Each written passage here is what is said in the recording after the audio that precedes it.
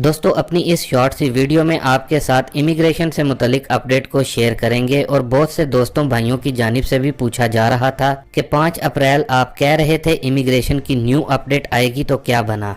तो दोस्तों ये तो सच है कि इटली में एक बार फिर से इमिग्रेशन या पेपर्स दोबारा ओपन होंगे। और रही बात 5 अप्रैल की, तो दोस्तों कल इतालवी हुकूमत के तमाम जो मिनिस्टर्स हैं उनके दरमियान एक मुश्तरका मीटिंग हुई है जिसमें हुकूमत की तरफ से क्या फैसला किया गया है, क्या डिसीजन लिया गया है, इस बारे में अभी तक कोई भी ऑफिशियल न्यूज सामने नहीं आई। वैसे भी दोस्तों अक्सर इस तरह की मीटिंग का जो नतीजा यानी कि रिजल्ट होता है वो 2 से 3 वीक्स में ही पता चलता है। और वैसे भी अभी क्रिश्चियन कम्युनिटी की ईद आ रही है जो कि 11 अप्रैल को है और बताया जा रहा है कि ईद पास्कुआ यानी कि 11 अप्रैल के बाद एक बार फिर से मीटिंग होगी जिसके बाद कोई न्यू न्यूज इमिग्रेशन से मुतलिक आएगी। बाकी जो इटली में पहले से लोग मौजूद हैं उनके लिए भी इमिग्रेशन ओपन करने के हवाले से बातचीत चल रही है। इसलिए दोस्तों जहां इतना ज्यादा इंतजार किया है वहां चंद दिन और इंतजार कर लेते हैं। बाकी दोस्तों उम्मीद करते हैं इंशाल्लाह इटली में मौजूद बगैर डॉक्यूमेंट्स वालों के लिए और जिन्होंने पाकिस्तान, इंडिया या फिर किसी और मुल्क से इटली में फ्लूसी इमिग्रेशन के तहत आना है